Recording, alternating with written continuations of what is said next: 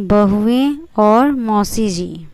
नीता और सारिका दोनों जेठानी देवरानी थी। नीता नौकरी करती थी और सारिका घर संभालती थी। भरा पूरा परिवार था, सास ससुर, दोनों के दो दो बच्चे, कुल 10 लोगों का परिवार था।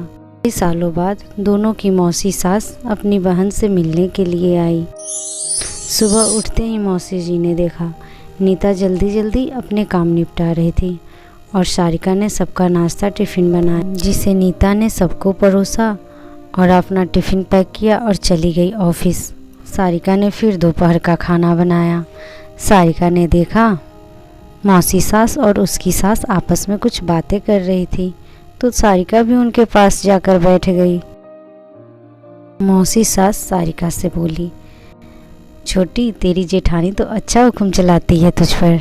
सुबह से देख रही हूँ तो काम कर रही है और वो महारानी सबको ऐसे नाश्ता परोस रही है कि जैसे उसने ही बनाया है। सारिका ने अपनी सास की तरफ देखा और बोली, नहीं मौसी जी, ऐसी कोई बात नहीं है।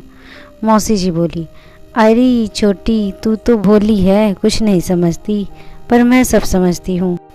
सारिका बोली, मौसी जी, आपको दीदी का सबको नाश्ता परोसना तो दिखा, पर आपने ये नहीं देखा कि उन्होंने सबके साथ मुझे भी नाश्ता करवाया, मुझे डांटकर सबके साथ चाय भी पिलाई।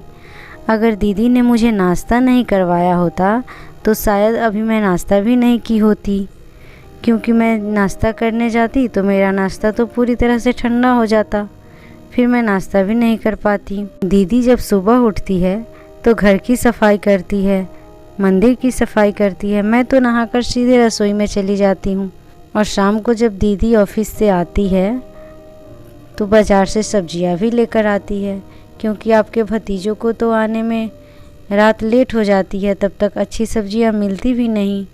दीदी ऑफिस में कितना काम करती है, फिर भी दीदी ऑफिस से आने के बाद रात के खाने में भी मेरी मदद करती है।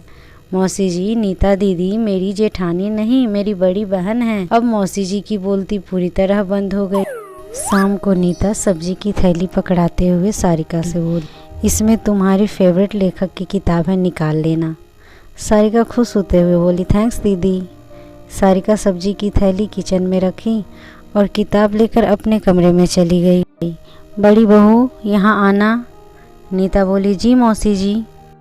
मौसी जी बोली, बड़ी बहू, तुम इतनी मेहनत करके पैसे कमाती हो और ऐसे फालतू किताबों पर पैसे खर्च करती हो, वो भी अपनी देवरानी के लिए। वो तो ऐसे भी दिन भर घर में आराम ही करती रहती है।